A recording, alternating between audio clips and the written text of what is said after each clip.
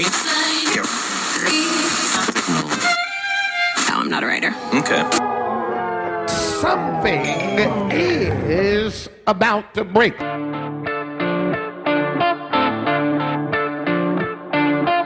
It's February 15th, 2017. It's the day after Valentine's Day, and you're listening to About to Break. Hopefully you had a lovely Valentine's Day. We spent it with the family, and Katie and I, we don't generally go out on Valentine's Day. We like to celebrate other ways because it's crazy. It is crazy to go outside on Valentine's Day. I remember thinking back to when I was in high school, and I had one of my best buddies who had a girlfriend, and it was about February 10th, and he decided he was going to break up with his girlfriend before Valentine's Day, and then they got back together about 2 weeks later. It was a calculated risk. I don't recommend it, but in his adolescent mind, it was a good way to save money. Anyway, I hope you guys had a great Valentine's Day. I'm so excited for this episode. We're at episode 10 of the About to Break podcast. Before we get started, big thank you to everyone who's gone on iTunes and give us that 5-star review and say a little something about what you think about the podcast. Number one, I just love seeing it, man. It makes me happy to see that people are enjoying these conversations as much as I am. And also, it really helps us get the word out there. iTunes chooses who to feature based on those reviews. So thanks for getting the word out. Thanks for helping people find us who might not find us otherwise. Please keep commenting, keep sharing, keep posting on Facebook and Instagram and Twitter. And thank you guys for the love. You're going to love this episode. It features my buddy Christian Paschall. Christian is an incredible drummer. In fact, if you watched the Grammy Awards, you saw Christian playing behind Alicia Keys and Maren Morris. Christian's the drummer for Maren's band. Maren just won at the CMA Awards. She won New Artist of the Year. And at the Grammys just a couple days ago, she took home her first Grammy for the best country solo performance. So you're going to love it. Such a good guy. Talks about heart, talks about his passion, talks about what we both like to call the curse. And there's parts of this, man, where it gets a little deep. I get a little whiny about just life and some of my challenges. It's a little bit therapeutic. I was going to edit it out, and I thought, no, I'm going to leave it in there because I think there might be someone else who's in that same spot. So sit back and relax. My conversation with the amazing Christian Paschall. This is About to Break. I'm Taylor Hughes, and I'm sitting here with the incredible, the amazing, the ruggedly handsome. You can't see him, but he's a good looking fella. Are you dating anyone right now? You can Google me. Oh, yes. If you want. The power of the internet. What's your handle? What's your I am Christian Paschall on everything, pretty much. I don't know, I'm losing track. I'm getting sloppy with my social media stuff, but I'll do some research and I'll put in the show notes, I'll put all of your contact information and your Tinder profile and all that stuff. Yeah. I've never been on Tinder. Do they have a profile? Is there an actual name? Is it like Bossman92? I gotta be honest. I should be doing the phone dating site thing. Maybe you shouldn't. I don't know. You seem to be 30. doing okay. I'm 31, and I don't have like the phone dating site thing going. And I talk to people and like they like friends, mainly girls for whatever reason, and they do, which is real weird actually. I'm looking at the girls and I'm like, I don't know. Anyway. They're beautiful women, but for some reason I'm not on the same thing that they are. Let's see, we're already off the rails. We are off the rails. Christian and I met at, we've done several events together where I've done kind of the comedy magic MC thing, and Christian's been running sound and making everybody sound and look great, and a little behind the scenes kind of side job. Yeah. But his main gig, and this is pretty darn cool, is he's an incredible musician, amazing drummer. He's actually on tour right now with Maren Morris, and they're on the Keith Urban tour. Yeah. In fact, we right now are sitting in your hotel room. This is the Sunset Marquee. Very famous hotel. It is a really cool place. Yeah. And it's a beautiful day in LA too. Like you landed at a good time. Yeah. So it's nice and 64 degrees or so. It's outside. like a brisk. This is like when people say we're moving to LA, this is what they picture. They're dreaming of it. And you landed like 2 hours ago? Yeah, something like that. We landed and I knew that I was like, this is going to be a perfect time because it's right at 10 o'clock now. And I knew that we were landed at whatever time we landed at. And I was like, we're going to get here. I know what's going to happen. I was like, I'm going to go get a martini at the bar. And then Taylor's going to come in. We're going to do the podcast. And now it's going to be like, now you're going to get the real deal. This is part of the... I'm knocked down a peg or two. Yeah, Christian just made it easy. This is part of the podcast. We get him liquored up. And then I feel like, I'm not the only one crying at the end of the thing. Exactly. Oh, God. I hope not. No. We won't. Maybe. It's not impossible, man. I watched Up. Took 5 minutes. Did you really? You saw that movie Pixar? It got so sad so quickly. Yeah, I know. They did the montage, and then I was out.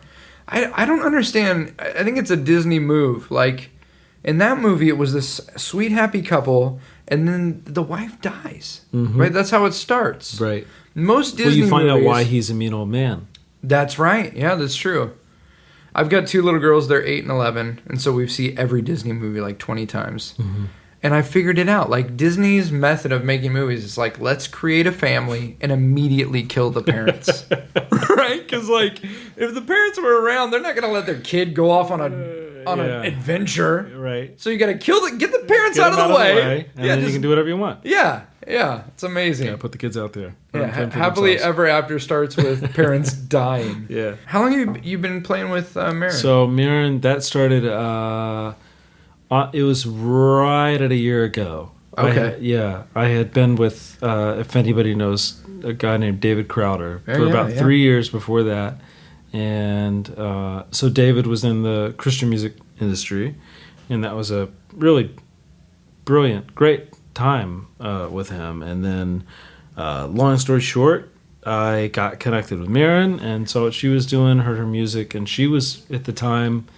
it still is a very new artist, but at the time, a very, very, very, very new artist. She had been a songwriter in town for a couple of years and then signed her deal with Sony and decided that she wanted to do the artist thing versus the songwriter thing. And I got interested in it and started playing with her and eventually sort of made that transition. And it's been kind of a whirlwind. It's been a real crazy year, literally a calendar year from the time that she signed her deal and I started playing with her to now, where her record came out in June, and since June we've done her record came out. She's got 2 singles out.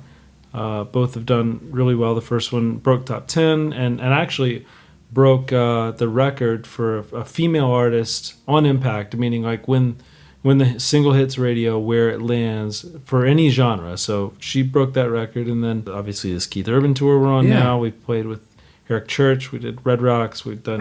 it's crazy. That picture of you at Red Rocks. It's crazy. When I post this, can I post that picture? Yeah, for people? Of course. It is... that is just like it's got to be surreal. I mean, I'm looking at the picture of you. It is surreal, but it's surreal in the weirdest way, which I want to come back to actually. Yeah. It's a strange thing when you're living those moments. Red Rocks thing, and then all this TV stuff that's been happening with her. She's we've crazy, done Today Show and Good Morning America. Yeah. Well, and this week you're doing you flew in because tomorrow you're doing Ellen and Kimmel. And Jimmy Kimmel Live. Yeah, Kimmel won't air until December. Okay. Which I don't know when this podcast comes out. Kimmel doesn't air until... We did Fallon. We did Seth Meyers. It's crazy. I was watching Fallon. Yeah. And they say Maren Morris. And I'm like, oh my gosh. It had to have been a year ago when the first event we worked together. Yeah, something like that. Something about. Because it was right when you started. Yeah, you told me. You're like, I'm playing with Maren, and I was playing with Crowder before. And so it's crazy, like, when I got the idea for this podcast, which, again, we keep saying, we'll come back to it. But, like, the whole thing with this podcast is, like, just this situation that I'm in as an entertainer and kind of in this creative realm of feeling like, I'm doing this stuff that is good, but I feel like there's this great thing I want to do. And so it's wild because when I got the idea for the podcast, which a lot of it came from a conversation we had after one of these gigs. That. Yeah, totally. Sitting in a hotel room till 2 or 3 in the morning just gabbing. Mm-hmm. And so I was like, immediately your face popped in my head and I was like, I got to talk about this with Christian. And now here we are, sitting here talking about this, and you're doing Kimmel and you're doing Ellen. Yeah. And you're playing Staples. Staples on... The freaking Staples Center. Staples Center, yeah. There's so much crazy stuff. We're doing CMA Awards coming up. And with, Preservation Hall Jazz Band. She's up for like a few She's things up for with that, right? 5. Song of the Year. Which song is it? My Church? Is that the song? Yeah, My that Church. Song, that's her first single. Bro, okay, I gotta ask. I mean, obviously, you guys play to a click, right? Everyone click like runs the world now with like video and lights. And all that stuff. Yeah, we do. Yeah. So for people who don't play music, yeah, explain what is going on in your head during every song. Well, I really need to like post some of this to Instagram. I want to take, like we were even talking about earlier, like how we record the band and stuff. So for those who don't know, in order to hear ourselves on stage, especially in like really big arenas and stuff, we use they're called in-ear monitors, so like headphones, basically, and they have the whole band in there, so we can just hear what's going on. Because if you didn't have that in, it would just sound like a mush. You wouldn't hear anything. Yeah. In our in-ears, we have a click track, we call it, which is basically a metronome, keeps you in time, and also can be used to keep you dialed into, maybe there's video attached to music. So if you've ever cues and things like that. If you've ever gone to a concert and there've been a video that plays along with the song, that's and they think, how do they time this all out? Yeah, that's because in your ears you're. Yeah, exactly. Right. Exactly. So I was listening again on the way in here. I was listening to Marin's album and the My Church song, and right before the chorus breaks, there's like this lull. And it gets quiet, and every time it gets quiet before you come in with the drums, I just think. I was listening to another song you guys do. I Wish I Was. The guitar on that Great song. And actually, nobody's asking for this kind of information, but I can't believe I'm putting this out on the internet. And actually, the interesting thing about the song is that it's not even relative to. The way it resonates with me is not even relative to me. The song is about, there's two people in a relationship, and one of them decides to break it off, and they basically say, I'm not the hero in the story. Not the hero in the story. I'm not the one who saves the day. Yeah, exactly. But I wish I was. Yeah. Exactly. And like that's, like a really important relationship to me in my life. I remember that being the case. And actually, I've been that guy too, being the bad guy in the relationship. But in that case, it wasn't me. And it's funny how much it like really helped me sort of get through that period of time, like just mentally, like sort of seeing it from the other perspective and realizing that there's no ill intent or like harm meant or whatever. But anyway. Yeah.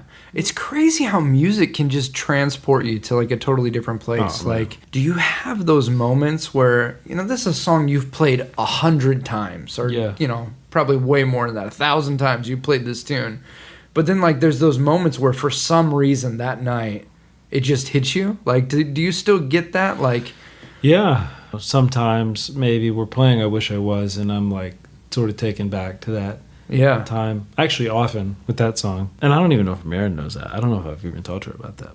With Crowder, if anybody knows that song, How He Loves. That was like a special song for me before I played with Crowder, and it was a song that he recorded and we played every night. And every now and then, man, it was just this really like beautiful reminder for me of where I was, where I am in my faith, and like it was like this great. I don't know. It's hard to explain, but yeah, you play it every night, and it's the same song, but somehow it resonates a little bit differently, or it reminds you of something, or I don't know. It's something. I think about that, listening to a song by Marin or anyone who's written music and produced it and recorded it and doesn't know the person that is hearing it.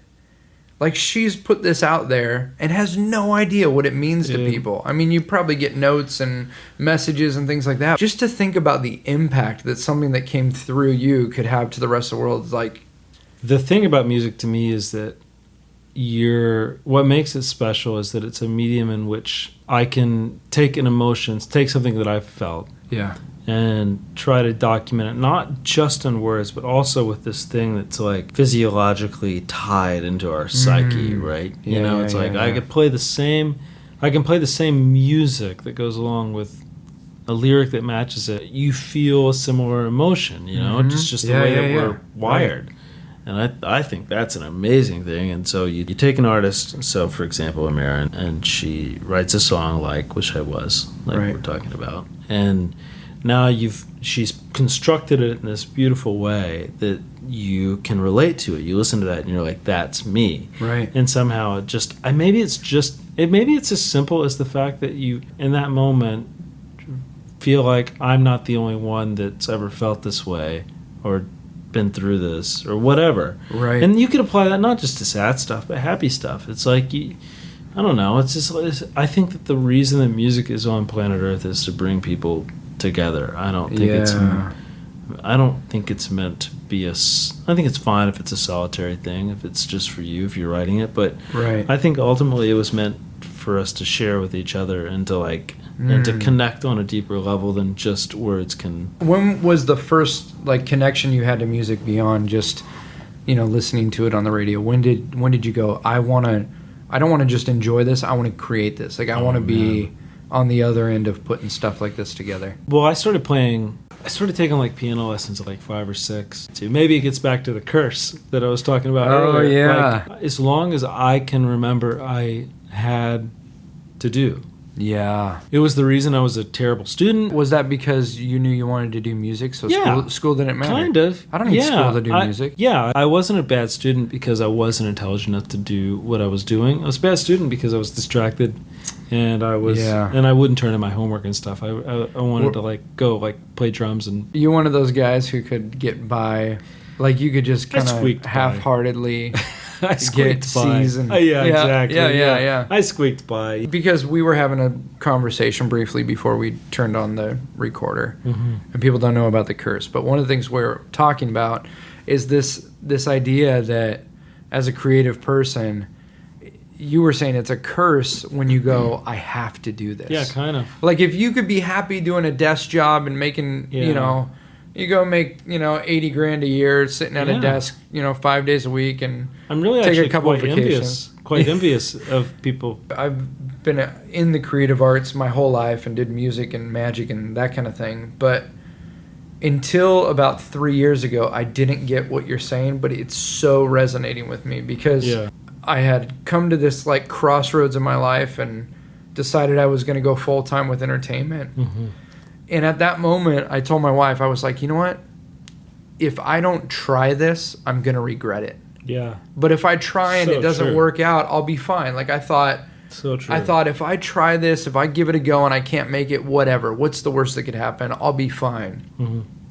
And now I'm at this point where I'm feeling the curse because I'm going, I don't think I'll be okay if this doesn't work. Yeah. It's you get to that point where you go, oh, this is my thing. I'm supposed to create. I'm supposed to be an artist. It's a bizarre thing. I think it's a really bizarre thing. Oh yeah. To anybody who doesn't, especially to anybody who doesn't experience this, because I think about, we have this mutual friend, and he is in the same field, and I was just telling Taylor, I was like, man, I'm in a way I'm envious of this guy because he doesn't have the curse.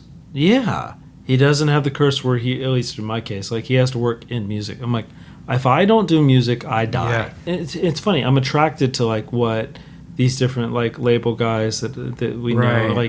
I think that job's really fascinating, or management or whatever. But I have to be on the musical end of it, and it's this. I don't know. I don't know how else to put it.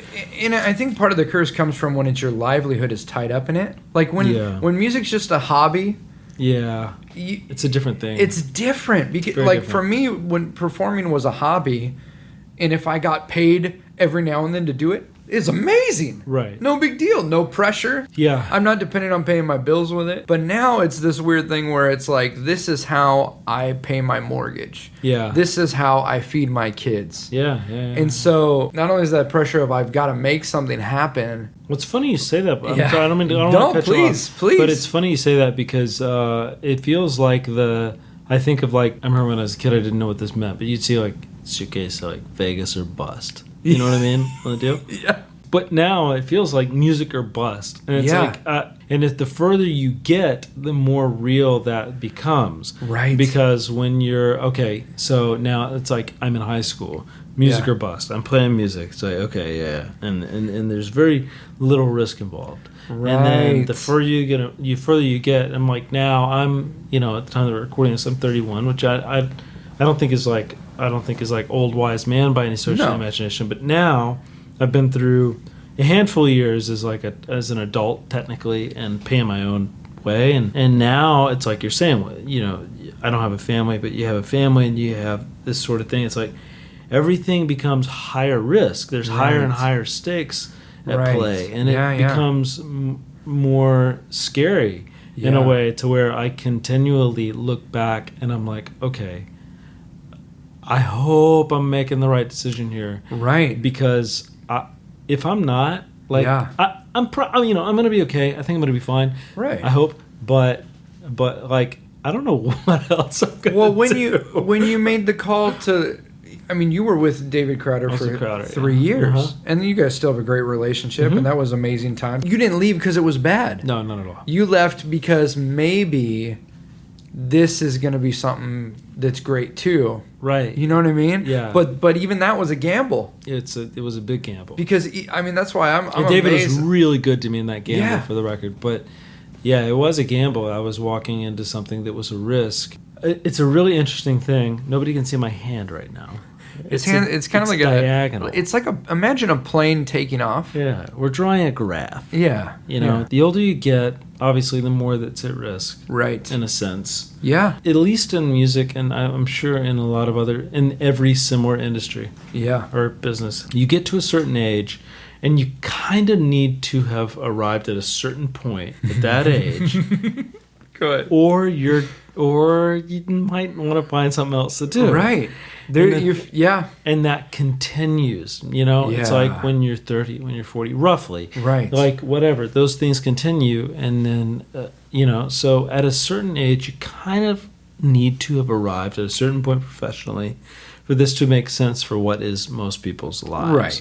In my opinion, like I mean, there's every now and then you hear about someone who was like Rodney Dangerfield was like 45. Yeah. Like 45 or 46. Yeah. He like started off in comedy, didn't make it. Have you heard his story? That's the funny thing. You talk about that, and I hear stories about that all the time, and apply them to myself. So oftentimes I feel like I'm the late bloomer in this situation. But that's not always the case. What you're talking about is the norm. It's like someone came to Hollywood at 20 years old, and they were bright-eyed, and they were going to be a star, and now they're they're in their mid-30s, and they're going, I still haven't made it. Yeah. I'm now going on auditions against the new 20-year-olds. Yeah, God, man. You know, I feel like I'm talking out of two sides of my mouth here, because I'm like, if somebody came up to me and they were like, "Oh, I'm 30 and I just, I want to get into this or whatever," that's really hard. Like if they were, okay, actually, you know what? Okay, let me finish my first thought. My first thought is if you get to a point and you kind of and that's really terrifying to me anyway. At least that's the way I think, and it's terrifying to me that knowing that I can't do anything else. Like what happens? 9 years down the road, I'm 40. 14 down the road, I'm 45. Whatever. Yeah. And you're not old yet. You actually have quite a bit of your not just your life, but your professional career ahead of you. And it's like, okay, have I made the right decision? Because even now, just a little bit down the road, I look at my peers, my friends that I grew up with or that I went to school with, and I'm like, okay, you went to school, you graduated with this degree, you started building this position in whatever industry you're in, and I, at that point, right now even, would be difficult for me to not that I want to, but should that be the quote-unquote B plan, backup plan, that I jump into, I can't, I don't think I could do that. Right. And so that's a terrifying thought in a way, to know that in 9 years, not that far away, really, if you think about it, I'll be 40, for example. Not old, but I'll be 40. And it's if I don't keep up with this trajectory, then whatever. And then when I'm 40, I'll be 50. It's the curse, man, because it does something to your head. Without being spooky, calling it a curse, it's just a good way to describe it. I just call it the curse because it's because it's what you're cursed with. It's I like doing music, but I could never play.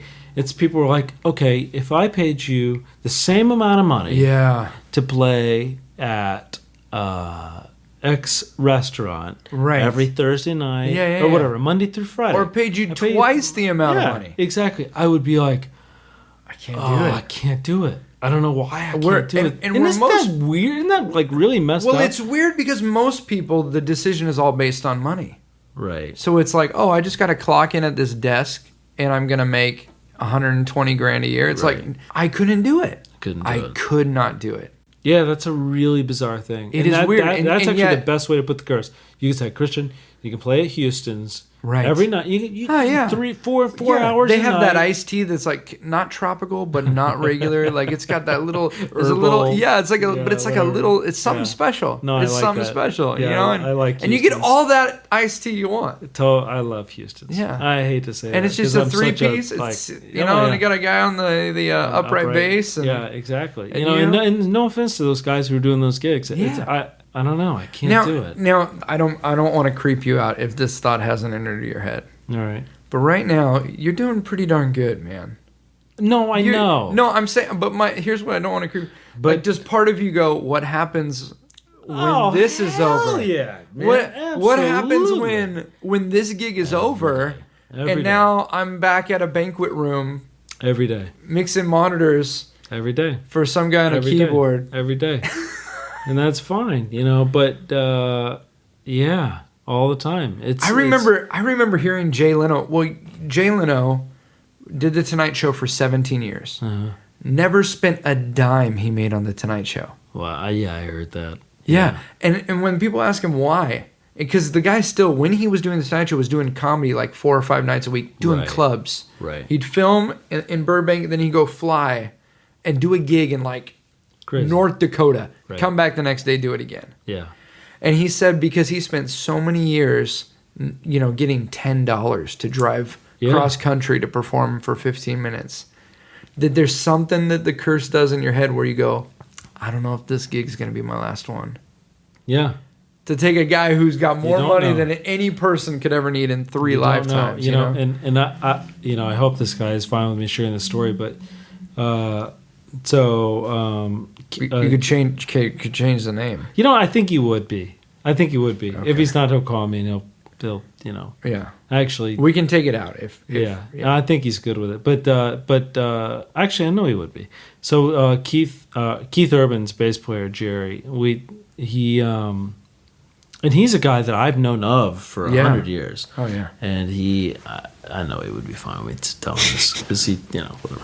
So he's a great guy. So Keith's bass player Jerry, I've known who Jerry is for a long time, because Keith's been around for a long time, and as I was coming up playing music, like I was a fan of Keith, and I would watch his concert DVDs and stuff. And Jerry's been playing with it for a really long time, and so Jerry at lunch months ago or whatever was basically talking about we were all talking about new artists and being like in a band for a new artist in country music, and he basically started talking about he had gone out and played with Dixie Chicks. So he had been with Keith with a band called The Ranch, which was my impression was mildly successful but didn't really take off. Okay. And then Jerry went and played with Dixie Chicks for a time when they were at their height. Oh yeah, they were the hottest. It was wide open. All the spaces, wide open spaces, wide open. They had all the spaces open. He was there when that thing happened with that guy named Earl. Remember that? Exactly. Yeah, that guy. Poor guy. God rest his soul. Moment of silence for Earl. Yeah, for Earl. Okay, we're back. They poisoned him. So anyway, Jerry was playing with Dixie Chicks, and then that ended, and he said for 2 years his phone didn't ring. Oh my goodness! So you go from playing at the time, the hottest thing in country music, right? They're huge, right? Hottest thing. You're in the band. You're the guy. It's like all career trajectory arrows go like, oh, I'm good. Like, it's only up from here. Yeah. Which is a really easy fallacy to fall into. Oh, you can get so comfortable. Yeah. It's like a realtor in 2007. Man, this is terrifying. I'm about to scare everybody who's listening. A California realtor in 2007. It's right at money. They give loans to anybody who wants them. Exactly. And then 2008 comes in. So exactly. You're practicing tying nooses. So Jerry, he was like, man, I finished Dixie Chicks and my phone didn't ring for 2 years. I couldn't get a gig with new artists, established artists, whatever. I couldn't get a gig with anybody. He's like, I just got off this big hot thing. Yeah. And he's like, and then one day, he's like, it was like it happened all of a sudden. 3 people called me. Keith. Yeah. Whoever it was and whoever it was. Yeah. And one of the whoever it was a hot artist at the time, and they were like the thing. Yeah. And Keith was pretty new on the scene. Jerry had played with Keith before. They had been friends and whatever. And Jerry took the Keith gig. Yeah. And he told new hot artist guy, like, hey, I'm doing this other thing. And the guy said, well, you're making the biggest mistake of your life. I hope you know that. Goodbye. Was it Jesse McCartney? I'm just going to guess. I don't know who it was. Okay. I actually honestly don't remember, which further proves my point. Right. The fact that I don't even know this guy's name now. Oh, yeah. And Jerry took that gig, and it's like, and he's been playing with Keith Urban for 14 years. Wow, now he's his band leader, and it's like, Yeah. Point being, anyway, I guess the point is, it's more about the 2 years that he didn't get a phone call, and what. Yeah, it's a weird thing. It's also a weird dynamic to go from being on stage in front of 50,000 people every night of the week, and then sitting alone at home. Yeah, you know what I mean? That. It is. It is a weird. Yeah. It is a very weird dynamic. Like, it is. But I think the. I'm actually going to use Maren as an example for this, and it's so great because she wrote this. She was on the cover of Billboard this month. Yeah, and it was a really cool thing. And she in that article, it was funny. Like I knew she did that, but then I went to my mailbox, and Billboard showed up, and I saw her in there, and I'm like, I got to read this article. So it's her, Chance the Rapper, and what's her name? Cara.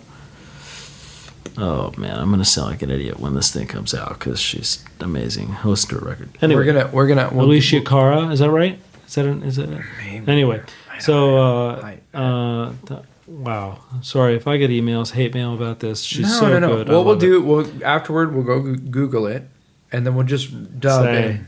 Yeah. Alicia Cara. Yeah. Cara. It will be. Maren was on the cover of Billboard with Chance the Rapper, and okay.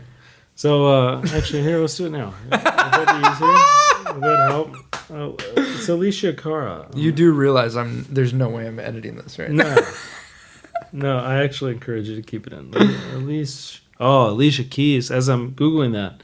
So we did that CMT Crossroads with Alicia Keys. That was crazy. What? Yeah. I haven't seen it. You did a Crossroads. It comes out. No, it airs December 2nd. With Maren and Alicia Keys. Alicia Cara, yeah. Oh, yeah, Maren and Alicia Keys. Man.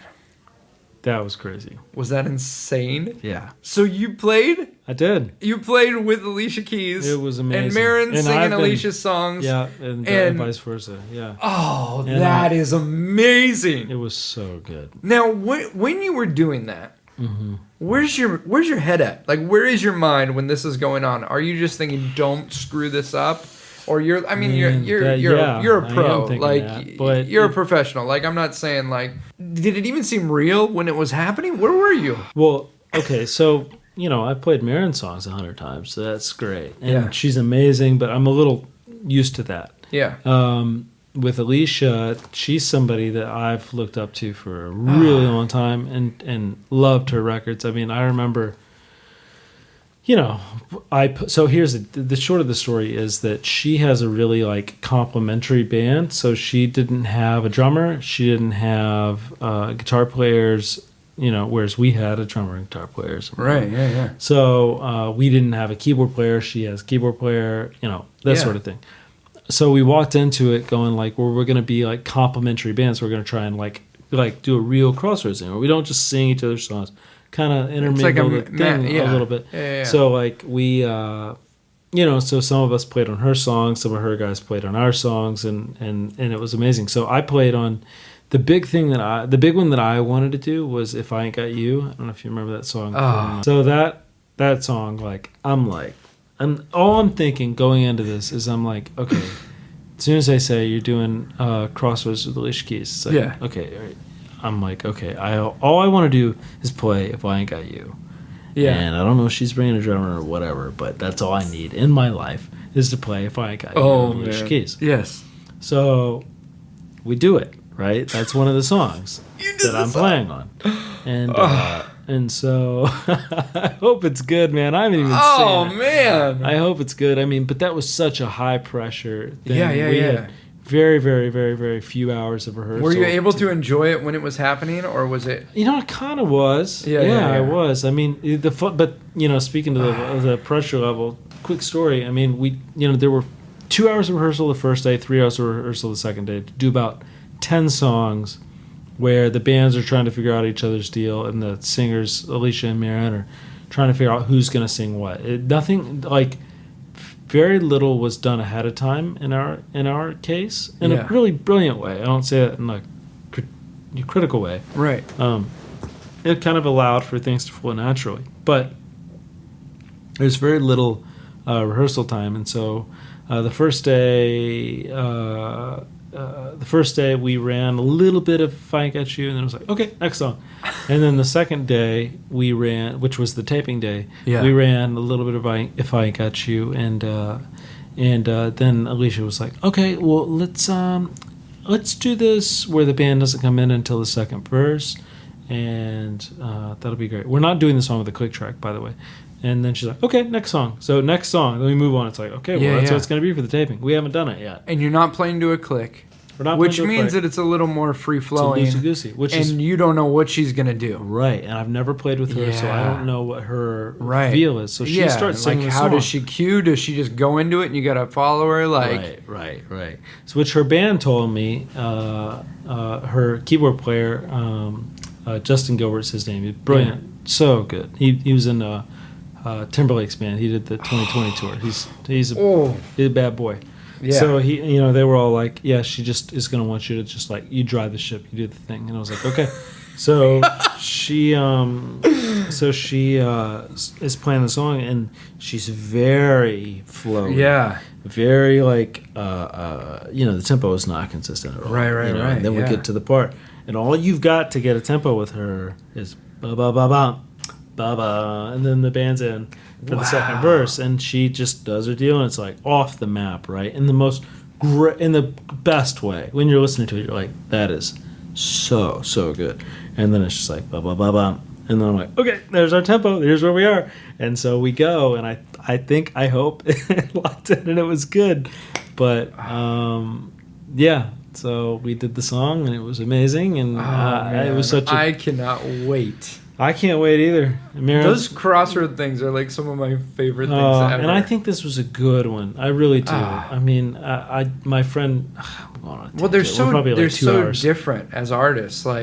That's what I feel like makes those Crossroad things so good. Is dude, they're so complimentary. Where are you guys at right now? Is it just you've got these dates lined up? How does this? How does this work? We've, is that a weird question? No, it's not. But here's what I'm thinking: your plane landed. How did you get to the hotel? Did somebody pick you up? Yeah. Did you Uber? Yeah. When do you all have segways? How does this happen? That sounds more fun. Well, for the TV type stuff. So we're parked for a few days. Usually that's not the case. Usually we're sleeping on the bus at night because we're going from city to city. But in this case, we're parked here in LA for a few days because we're doing Ellen and Kimmel and the show at Staples, like I said.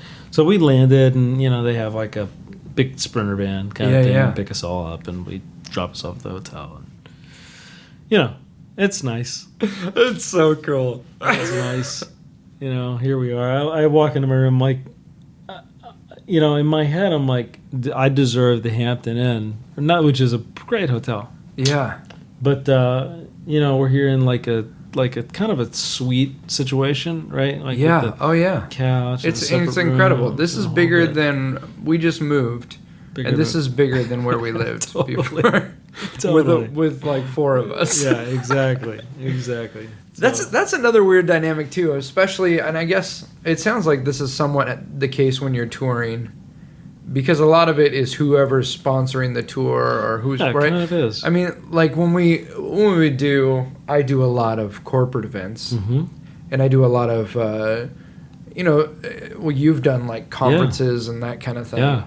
And you never know where you're gonna be. Yeah, it's you really just don't. like you're grateful someone's taking care of you and Yeah. they're gonna put you up somewhere. But sometimes you're at the La Quinta by Right. the airport, and sometimes you're at the Four Seasons or the Absolutely, Ritz. and I have definitely lived that reality. I mean, I gotta say that Marin is like and I know people who are not like this. Yeah. She is just the best about making sure that all her people feel good and taken care of. So like, in our worst situation, it's still Right. like I know that it's gonna be good, and that's great actually, and that's like kind of a really beautiful thing because I know a lot of Yeah. people who are not like that, and that's not. Yeah, that's just because I honestly know this because I've been with her from the days where she, was very, very new, and it wasn't like, money was rolling in, and she just from day one was very, very. That's so good. Love people and take care of them. Yeah, dude, it's a big thing. It's a really big thing, and Part of me was, and I'm filtering myself because part of me was going to be like, that's a huge part of the business is just being nice to people. But then I think, no, forget the business. Like, that's just how to be a good human. Yeah, be generous with your time and love people. And absolutely. And she's been really, really good at us about that. But to your point, I mean, I feel like really fortunate to be in that scenario where I can say that because, and it's not that anybody didn't take care of me before. Like, Crowder was always very, very good to us. Right. But I mean, outside of those things, it can kind of be feast or famine a little bit. Like you. Talk to me about that. Like, and I know right now is great and amazing. So at the same time, though, right now it's great and amazing. But right now we're on the bus and all that, and that is a big game changer when you're touring to be on a tour bus versus like in a van or something. But when I first moved to Nashville, it's like I was working with Crowder still. I don't even know if maybe I started with Marin. I don't know, but this artist called me that I really liked. It was really totally random that she called me, and to play drums with her, and I was like, yeah, I'd love to go do it. She was doing this couple shows up in Chicago or something. Yeah.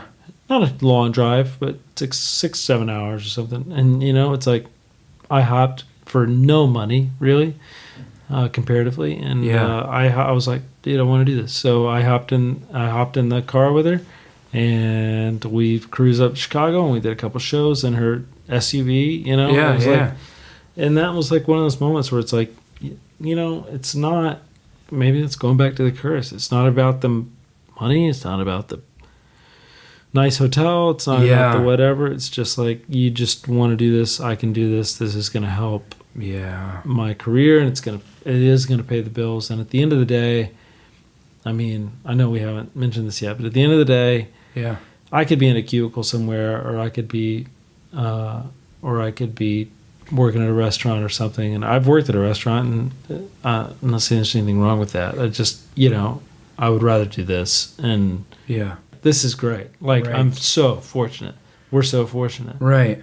That's the funny thing too, with even the very nature of this podcast.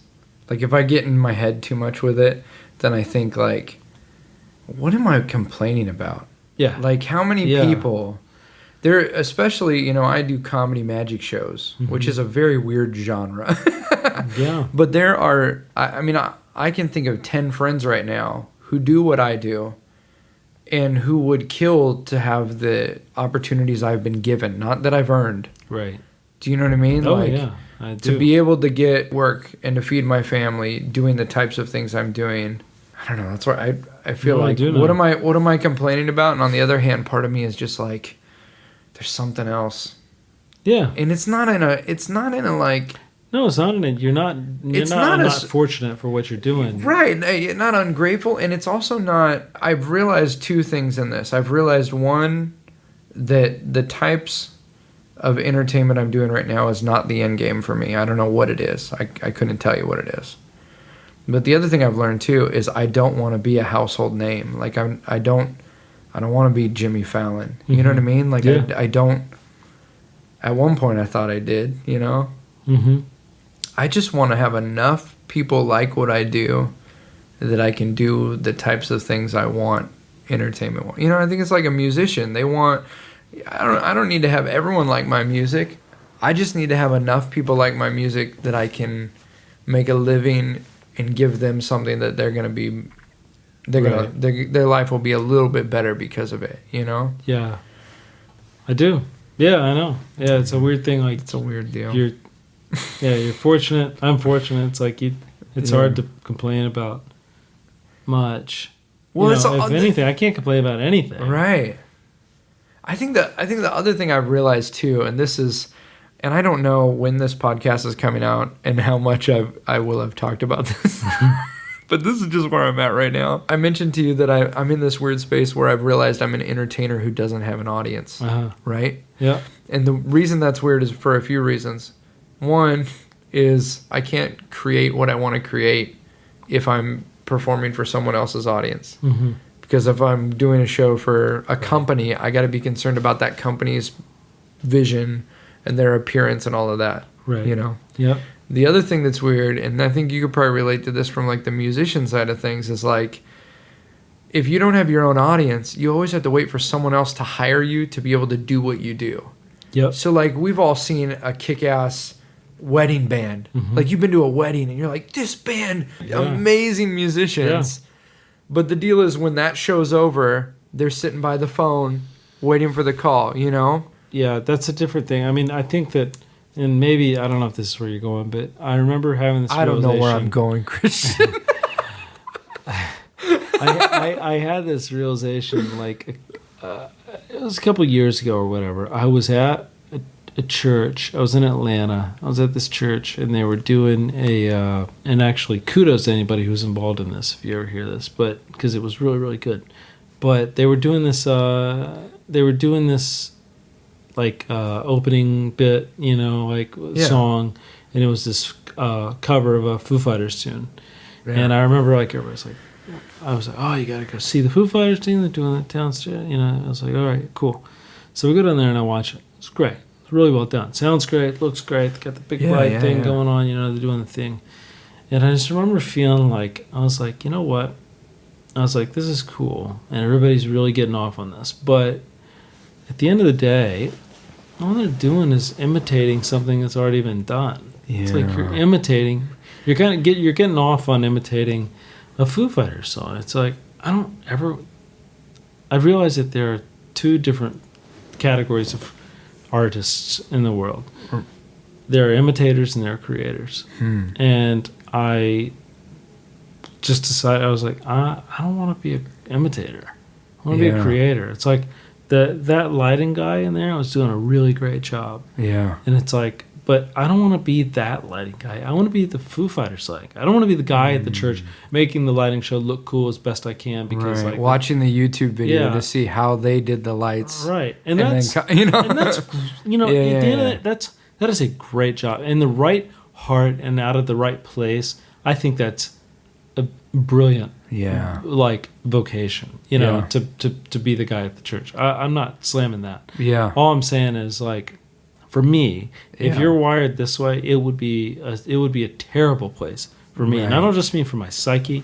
I mean that would be for planet Earth a real disservice for somebody who's wired, for me, for anybody else who's wired to do something creative to be an imitator. Yep. It's like don't do that. It's like you go be the guy who writes the song, plays. It's like be the Foo Fighters lighting guy. Well, and I think people can get into this even if they tailor their performance or their music style or their comedy to what works for that venue. Oh, yeah. Like, how many bands do you know that can't stand their music? Yeah. Because they started off as this thing they loved, right.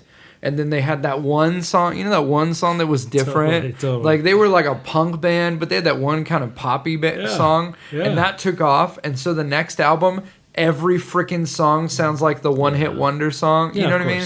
And now they just hate life in their big fancy house. You know what I mean? So, of course. Yeah, I think that's some of it too. It's not that song is bad. It's not that even for me now, it's not that the act that I'm doing or the shows that I'm doing are bad, but it's almost like I feel like deep down, maybe I'm a country artist, but I'm playing folk. Yeah. Because that's... We sort of talked about this earlier. With, you know, like I was playing with Crowder, and even though I love him and what he does, like stylistically for me as a drummer, I didn't feel like that was... I could do it, and it was it was good, and it was fine, and it was. I think I did a good job at that, and I think David thought I did a great job at that. But you know, ultimately, it was a glove that fit me, but it didn't fit me. Yeah, you know, it's like, and it worked fine, but man, it's been like with Maren, and I'm not just saying this. I really am not, because like I play for her, but like, you know. That music to me fits me really well. Yep. And it's like it's a really gratifying thing when you find something that you're just able to do, and it's like so good. Yeah, and it feels right, and it's appreciated, and it's like it feels more like an expression, honestly. Like it's less like I'm just doing it because I can. Mm-hmm. Like we can do a lot of things. You know what I mean? I could do a lot of things, make enough money, I could do it. It's not about can do. It's about like the curves. It's about like what do I have to do? What makes my blood pump? See, and this is one of the things that as I was driving over to meet you, I thought, what do I want to talk to Christian about? One of the things I was going to ask you is what if you weren't doing this? Would you be okay? We've already kind of hit on that. So what I want to hit on a little bit is I know there's probably maybe younger guys or guys who are our age. I mean, I'm a little bit older than you, but like guys who are at this point in life and going, yeah, great, Christian, you're touring, you're doing Staples Center. Easy to say. Do you know what I'm saying? Like, what's funny is I still feel like a 14-year-old. Yes. I still feel like that guy. Sorry, keep going. Do you sometimes feel like when are they going to show up and be like, what's this guy doing here? Like, you know, like, dude, man, one more time. I'm like, somebody's going to figure this out. They're going to figure out that I wasn't invited to the party. Oh.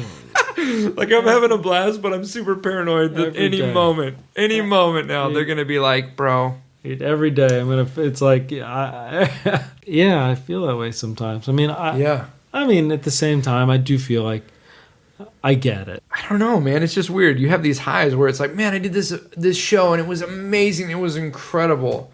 Or you do a show and it didn't go great. Or you did the tour for 3 months and the tour is over and now you're at home and you're looking at the next 2 months with not a date on there. Yeah. Which for me is the scariest thing. Like people are like, what's the scariest thing? That's a freaking empty calendar. Yeah. Because it means that 7 months from now, nobody wants me. Yeah. Yeah. Yeah. So for people who are listening to this, because I mean, hopefully people who are listening they experience that tension too. Yeah, you know, this isn't for the people that are just like sitting on a yacht. Well, you know, if you do this professionally, you do exist in that tension. Yeah. I don't know how you wouldn't. This sounds so hokey and like or whatever, but if I'm really honest, you know, I have certain things like if I'm ever sitting at home and I'm like, am I good? You know what I mean? Like, because it happens. I think I do that. Yeah. You know, like I sit there sometimes. I'm like, am I getting good at this? Like, you know, I think I'm good. I know I'm supposed to be good. I know people think I'm good. Like, I know that there are people who think I'm good. But am I good? Am I actually good at this? Or like, am I just like, or have I just made it? Have I just lucked out and made it past that little mark that I was talking about earlier with your like age trajectory? You know what I mean? Well, it's like even for me to say, I feel like I want to do something more than what I'm doing. Part of me is like, you idiot, just stay where you're at. Yeah, totally. Where you know you can do it and be moderately successful. And I'll come back to that at the end of the statement. But in those moments where I'm like, and where I'm battling that, a lot of times I'll listen to, and this sounds super dumb, but I'll listen to things that I've done that I'm proud of, that I know I'm proud of. I'll listen to those records, or I'll listen to those artists, or whatever. I'll look at the thing on my wall. It's like I worked on this song that was, or a couple songs, but one that was nominated for a Grammy that Crowder did. I'll look at that like Grammy nomination thing, and I'll just like look at different things, like little accolades or whatever along the way, and I'm like sort of remind myself that like, okay, this is good. Like, like you've kind of like you're doing it, man. Like everything's okay. So, yeah, I mean, I look back at those things, and that has sort of helps me get back on top and kind of feel like, okay, like, you know, you don't suck. Yeah. When you're at your best is when you are alone and you don't know anybody's around and you're just like doing your deal and you're like in that psyche. Yeah. And it's like, I think that in the book was about basically applying that to your performance mentality, because your performance mentality oftentimes is the opposite. You're thinking about who's in front of you, which and I'm not saying that you should tune that out completely, because I think there is a balance there. Yeah. But point being, it's like as much of that part of your brain that you channel when you're by yourself and nobody is around and you can just be like this creative artist, as much as you can channel that while you're in front of people, I think that they're getting the best thing. See, that's good. And not to mention, by the way, that when you talk about audience feedback, all we're really talking about is how much they clap and smile and engage with you. I know that it affects us, but should that really be the barometer that we measure things on? And should that really be the thing that I'm sure it's different with comedy, but like, should that really be the thing that, at least as a musician, that we're gauging our performance on? If you're singing the same batch of 15 songs every night, give 1,000% of all those 15 songs every single night, regardless of whether or not the audience clap. Like, if they don't clap, does that mean you give up? Get in a place where you can give it your all every time. I think musicians probably experience the same thing I'm talking about, but in a different, like, so for example, with music, you create a song, you craft it, you go in the studio, you work on it, you tweak it, you rehearse it, then you put out an album, and then you see if anyone buys it. Totally.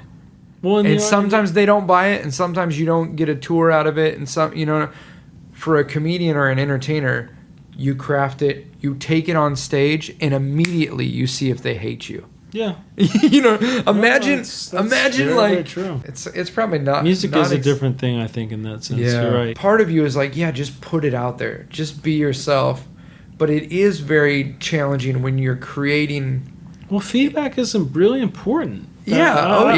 That's what when I say all that, I don't mean ignore the audience. I think it's give them what you got. Yeah. Take notes, but give them what you got. Take notes, good. and then next time you show up, let's change something. Let's tweak it a little bit. Let's do something. Don't let the notes take you out of the moment. Yeah. Stay in the moment. Give it your all. It's like almost disconnect yourself. Like, take the feedback from the audience, but you give them all you got for this moment right here. And then maybe next time, based on that feedback, we'll change what we give them. But could you imagine, like, if you started giving them something good and then, like, they're not really responding, and it's like, you kind of... Sometimes the crowd just is not your vibe, you know? Like, it's like people like music, but if they showed up and they were expecting rap and they got country, they'd be like, what is this? You know what I mean? It's just not their thing. That's another thing. Until you get to a point where you're a ticketed artist or you're a comic or whatever, like, that's a difficult thing. It's a weird thing. At the same time, I think it is what separates the men from the boys. Yeah, it's like, that's true. It's like showing up to dinner at a restaurant and you're like, okay, I'd like the menu, and they're like, oh, we're serving everyone salmon. Mm-hmm. Maybe 50% of people like salmon there, right? The rest of people, they're getting salmon whether they like it or not. Yeah. You know? Yeah. It's like... Me too. And it's one of the things that works... I mean, in a really great way, I think Marin experiences on this Keith tour is like, at the end of the day, like, we're opening on this Keith Urban tour, and that's great. It's an amazing spot to be, and a lot of people do come to see Marin, and that's a great feeling.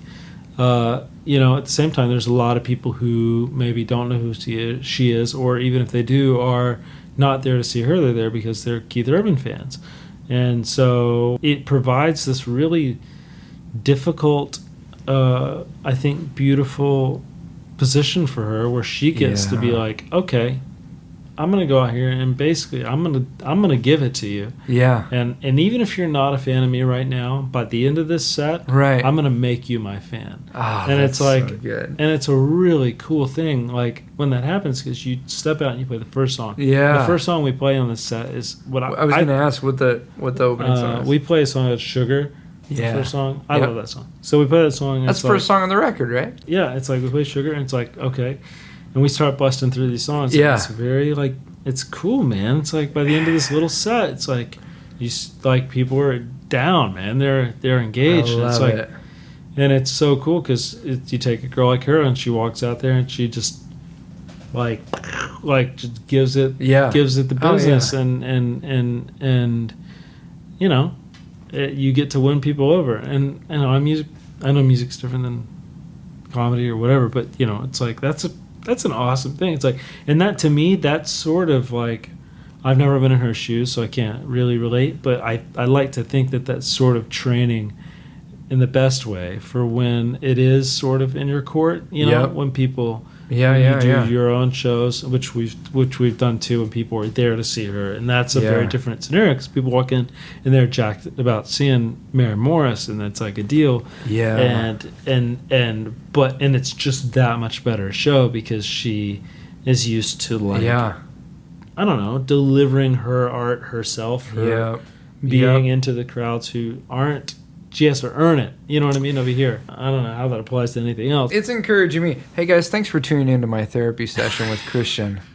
This is where I just come and bitch about my problems. And Okay, actually, you know what? Maybe this was actually... I want to say this was something I was going to come back to earlier. Awesome. And this is, I think, a great way to end. I read that Billboard article with Marin. Yeah. Because they asked her in the Billboard article, they asked her and Chance and Alicia, I really hope I'm saying that right. What's the best? Is anybody giving you advice, you know, as you've been coming up? Yeah. And Marin said, Natalie Hemby told me, don't be an asshole on the way up and don't be an asshole on the way down. Oh, that's and it's great. And it's like, and I can really see that in her. And I just think that's a thing. It's like, you know, and I think as an artist, I certainly think that translates. But also just as the rest of us, be a good person. Don't be a jerk. Be good to people that you're around. And I think I really believe that good things will come your way. You can place it under whatever spiritual construct you want to, but I just think that when you're good to people and you love people and you treat them right and you do right by them, you're honest to them and you love them, like professionally, personally, when they have something to offer you, when they have nothing to offer you, just do right by people. And I think that it all really like comes back around. And if nothing else, even if it doesn't come back to you, you know, you're going to be happier. Yeah, you'll sleep better at night. Mm-hmm. And you're going to be more fulfilled. And it doesn't matter if you're living in a shack and you're making music you love for 25 people or doing whatever you love for 25 people, or if you're living in a mansion and you're making whatever it is that you love for 1 million people. Like, so good, man. That's all that makes you sleep at night. Yeah. The rest of it's all bullshit. None of it matters. It's all just it's a thing. And that's the great thing about that phrase. Don't be an asshole on the way up, don't be an asshole on the way down. Is because it assumes that you're coming down at some point. At some point, everybody retires at some point. Yeah. Whether you did it voluntarily or you get taken out, like realize the things that matter in life. Yeah. Family. And I love what you said there, man, because it's not conditional. It's not be nice to people because it's going to work out for you. It might not work out. It might. We might all get to the end of our life and go, man, it's not what I thought it was. What is work out? It's like, you know, like you realize, like, you're like, man, and granted, I'm not married, my name's not on the marquee, but it's like you just think to yourself, if I could just do this, and then you do it, and you're like, now what? Like, now what? So, like, it's beautiful and it's wonderful, but it's not ultimately fulfilling in the slightest. The coolest thing I've ever done is not fulfilling.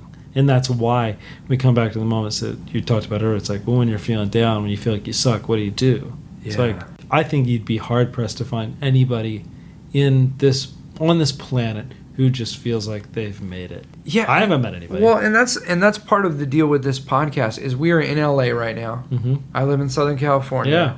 You can walk to any cafe within a mile of here. We're on the Sunset Strip. And every freaking person looks like they've made it, and none of them probably have.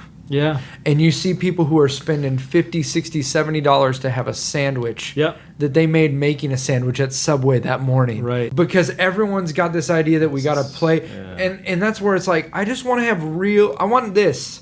I want to, in the midst of, let's do art, let's do what we love, let's try to create something, but let's quit pretending like we all got it together, because at the end of the day, all of us, dude, everybody's in the same boat in one way or another. Yeah, it's just the same, it's the same thing. What you're saying, man, be good to people, be nice on the way up and on the way down. It's huge, man, because you never know where someone else is at, and you never know where you're headed. And at the end of the day, there's always somebody cooler than you, and there's always somebody better than you. Yes. So just come on, eat some humble pie, just chill out, take a step back.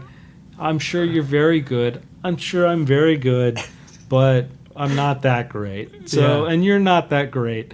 There's always somebody better than you. So just chill. And you know what? I want to give so much credit to this. This is such a stupid thing, and I've already covered this concept. But if I could just put this in here, do it. My 7th grade band teacher, whom I have so much love in the world for. We keep up on Facebook. It was maybe the most. It's similar to what Marin said, but it's maybe the most life-changing advice that I've ever gotten. And it's so stupid to say. She told me in 7th grade, she goes, "Let your hands do the talking, and the dickheads do the walking." And it was just like, you don't have to talk about who you are. You don't have to showcase it. You don't have to tell anybody about anything. You just do you. Yeah. And if you're good at what you do, people will find out about it, and your career will work itself out. That's so. I just heard Steve Martin just said that in an interview. He was like, people always ask me, "How do you make it in the business?" And he's like, "Be so good they can't deny you." Yeah, that's the secret. We figured it out. Yeah, right here, we got it. Well, Christian, thank you, man. Yeah, I so appreciate you doing this. Totally. I know your schedule this week is nuts, and I appreciate it is crazy. But anybody who's still awake listening to this, God bless you. You have to send me an email. Oh man, call me. Check out Christian. Follow him. See what he's doing. Yeah. Follow and like and share and retweet and be my swipe right once he gets on. And I'll say Tinder. this, you know what? Anybody who is by chance listening to this and knows who I am or cares who I am, or even doesn't know and wants to email me. I'll give you my email. Like you should. It'll be in the description or whatever. Yeah. Like I want to make myself accessible because so good. Why man. not? Love it, dude. Love it. You feel good? Yeah. Dude, feel great. Thanks for doing this. Yeah, of course. Appreciate you, man.